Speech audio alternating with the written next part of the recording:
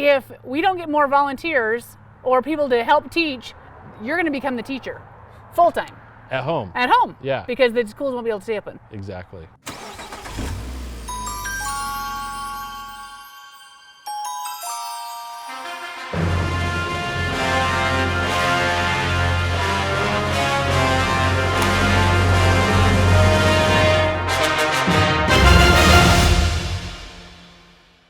Hey Facebook, it is your friendly nosy neighbors, Jessica Cardin. And Chad Murdock with Murdock Manwaring Real Estate Company. We are here again for another What's Next? Yep. Now this is a little bit different. Yes. Because we're not necessarily telling you about what's coming. We're going to talk about what we need. And where we are. And where we are.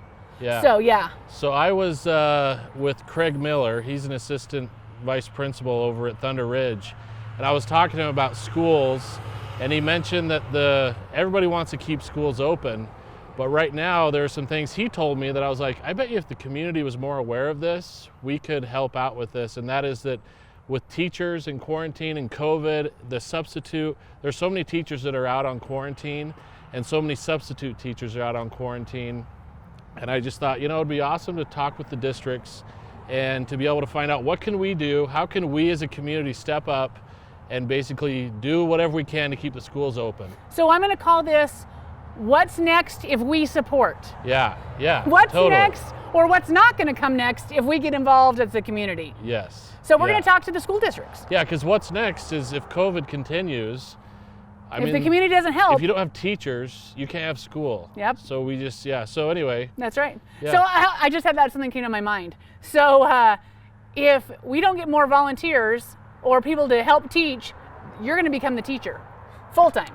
At home. At home. Yeah. Because the schools won't be able to stay open. Exactly. So who are we talking to today? Okay, so we are here at District 93 and we are here with Dr. Scott Woolstenhulme. So let's go talk with him and let's kind of get an idea of where things are with District 93 and we're what we taking can our do to social help. distancing positions? Yes. Positioning, right? Is that what drill teams do? Yep, that's right. Pretty close to That's it. Right. So. So thank you, Dr. Woolstenhulme, for talking to us. Thank you. Appreciate you coming and visiting with us. How about we get a state of the district? So things are going remarkably well. I'm really amazed that we're this far into the school year. We're now into November, and we've only closed Bonneville High School for a couple of days. We've been able to keep the rest of our schools open.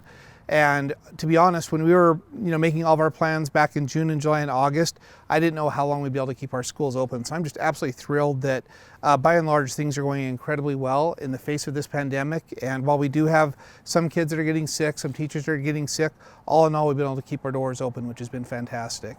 Yeah, and you guys have done a great job. I was mentioning to Phil before, a year ago, if the kids were faced with possible school closures, it'd be like, close it down. Yeah, this time But after what happened now, they all want to stay in school. No, it's kind of funny because this time last year, I think everybody was wondering, will the superintendent ever close our schools? And then, I don't remember last winter, but we had a lot of school closures just from weather. And then, of course, we had the massive shutdown. And kids are still really grateful that they're back in school, happy to be there. And we're trying to do everything we can to keep our doors open. We're never more grateful for things until after they're taken away. That's true. It's school, homeschool and getting out of school was a yum, yum, yuck situation. Yes. Yeah, it too was much, tough. and now I've eaten too much, now it's yucky. Yep. So are we in danger? So What's going on? I don't think we're in like next week schools are going to close. It's not that situation at all. But what we've seen, just like we anticipated, is as we start to have a number of teachers that are out, if we don't have enough substitutes to cover those classrooms, it puts us in a real crisis situation. With our school buses, we faced that 2 weeks ago. We kind of had a run through our transportation department. We had to cancel our busing for our middle schools and high schools, which is a really tough decision. Wow. Fortunately, we're on the other side of that right now, and I just hope and pray that we'll stay there. But really, that's still our biggest concern is, can we have enough substitutes to cover our teachers when they have to be out? Do we have enough bus drivers to fill in with our bus drivers if we have another outbreak among the transportation department? So how do they find out, or what does it take to become a school bus driver or a substitute teacher? How easy or hard is that? So being a school bus driver is pretty challenging. So you have to get a full commercial driver's license. You have to have a number of endorsements, including a school bus passenger endorsement. So that's a pretty significant lift. But fortunately, through a lot of effort, through some increase to our pay wages. We've been able to take a lot of steps to help fill in there. And we've actually reached out to our principals and asked our principals if they would get their certification so they could just fill it in an emergency. So we've taken some pretty interesting steps to address that problem. Right now, I think our biggest focus is trying to get more substitutes available to help out in our classrooms. So, and the way I think about it is, even if you're not looking for a part-time job, if you're available any day of the week, especially on Fridays, that's one of our more challenging days, that you could come and volunteer and really volunteer as a substitute teacher, that would be fantastic. So the process is to go to our website for our jobs, which is d93jobs.com, and fill out a pretty simple application to apply to be a substitute teacher. Oh, gotcha. So they can just do an online, I've got a spider web in my eyelashes. Just online, and as long as they're 18 or older, I'm stepping into your space. Yeah, you're fine.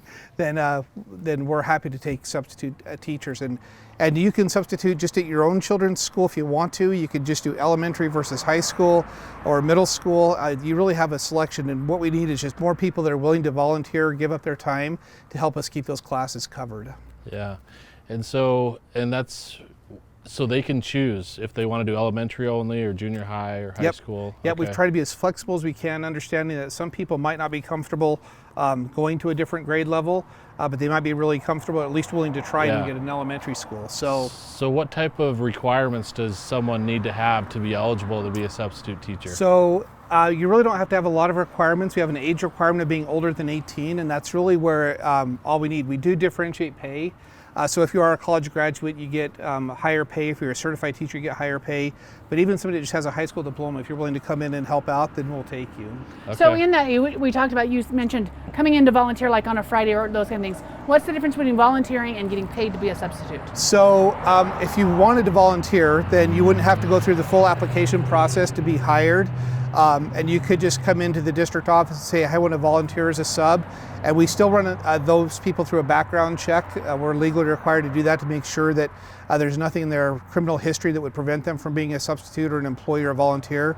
And that's really it. And we could use volunteers because in some situations we have teachers who are home either because their children are sick or they might have mild symptoms, and they can actually stream themselves into the classroom. They're teaching kids from home. Wow. We just need an adult in that classroom to supervise and monitor and make sure the kids are safe. So almost they don't like a have proctor. to teach, they just have to be they just have to be there and available and kind of walk around and make sure kids are on task. So again, we just try to be really innovative and as creative as possible we can to help this situation. Yeah.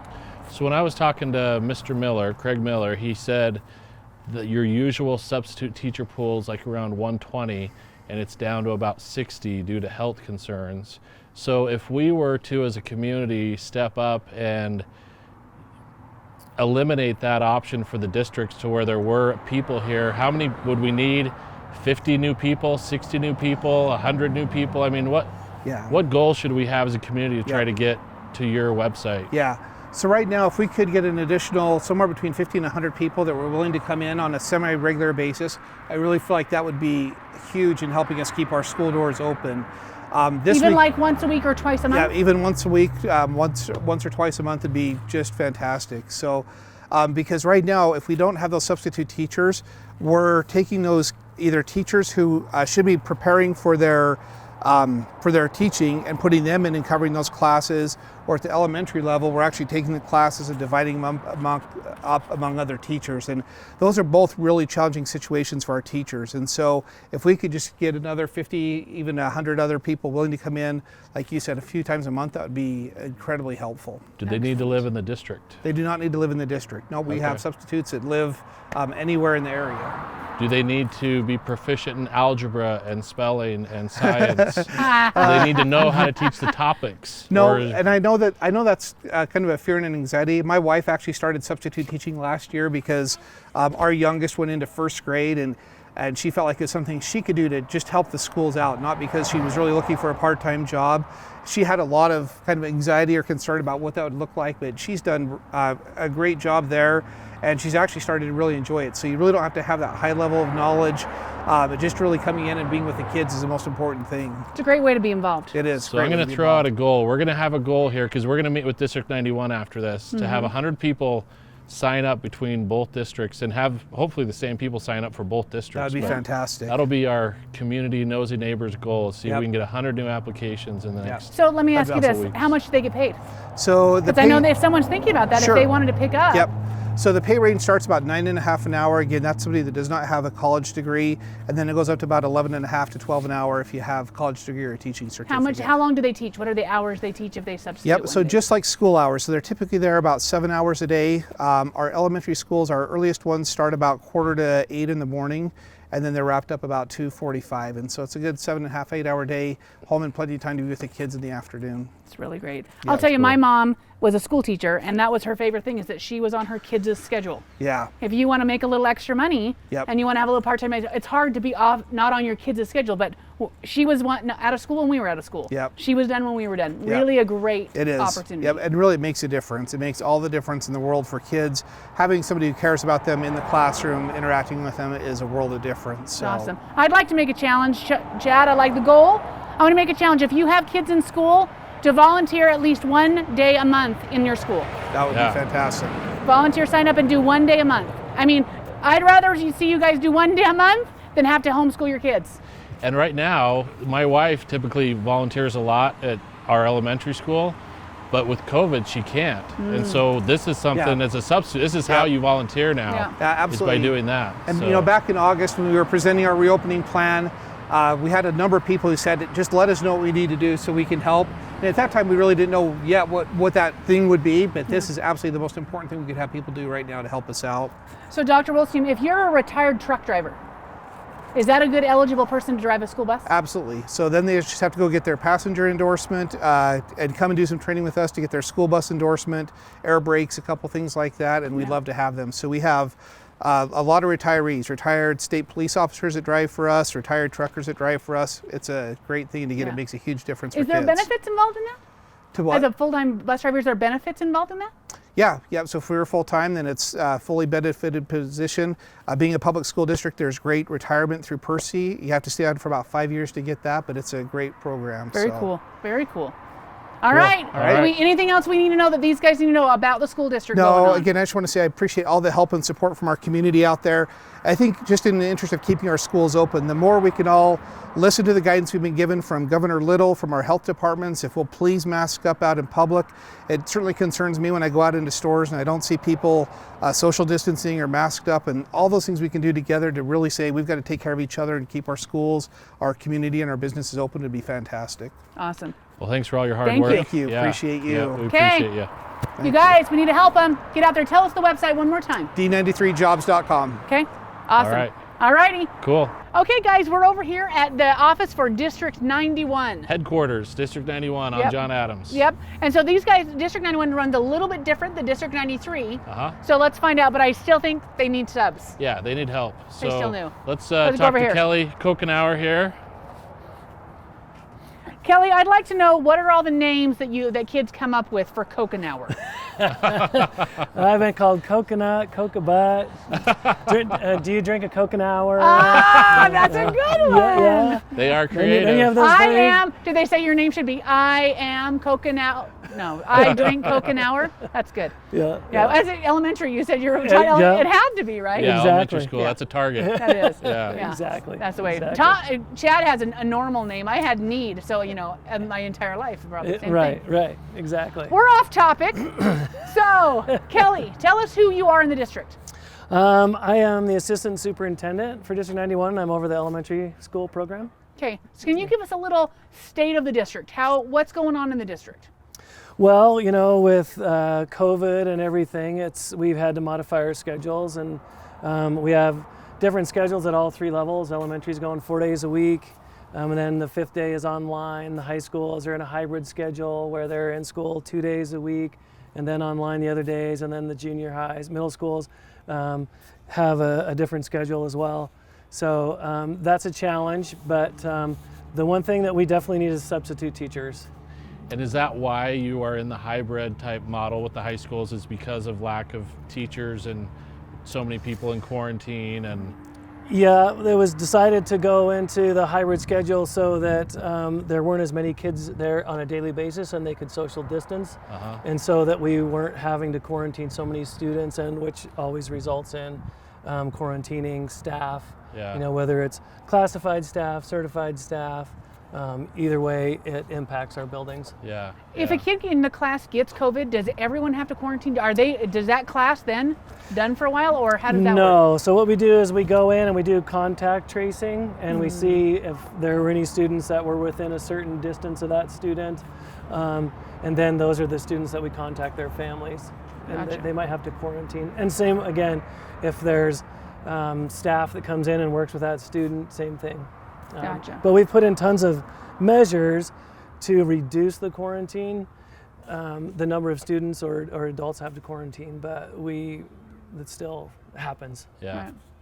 So in this, you said we need subs. How do they become? Who is eligible to be sub? Who can be a substitute? If anybody who has a high school diploma or anybody who has a degree, it can be in any other area, or even certified teachers, retired teachers, retired people from the site.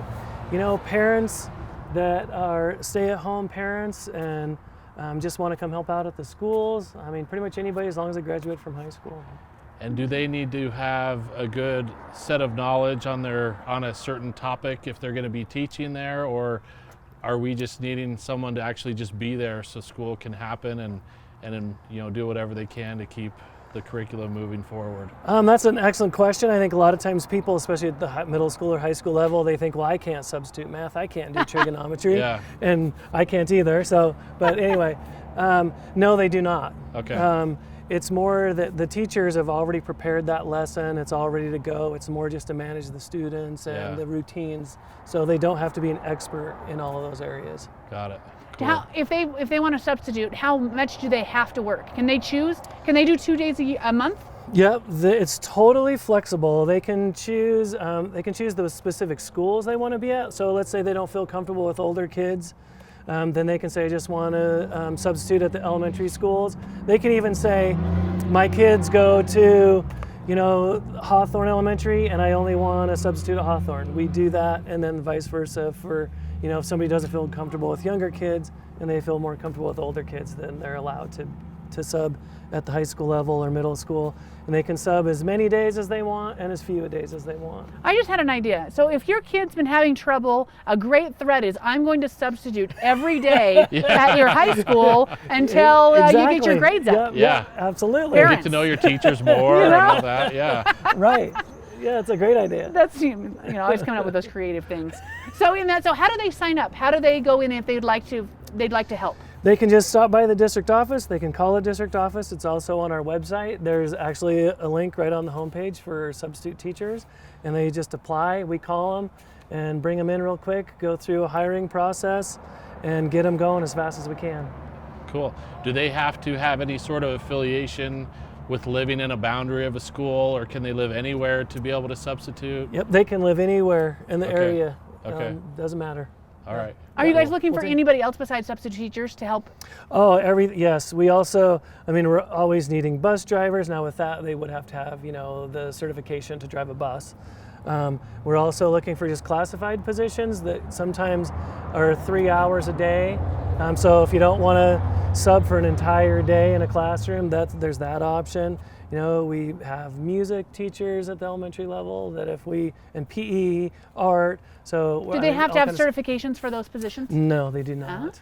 No, like I said, the only thing would be if they're driving a bus. Yeah. Very cool. Yeah. Cool. Yeah. So like a retired, someone with like a CDL who's retired, right? They would probably have a pretty quick pass to get be able to drive a bus. We just have them contact our transportation director, Ralph Frost, and he would get them going how they needed to and what they needed. Yeah, absolutely. So we're making a goal is we want to add 100 people to the substitute teacher list.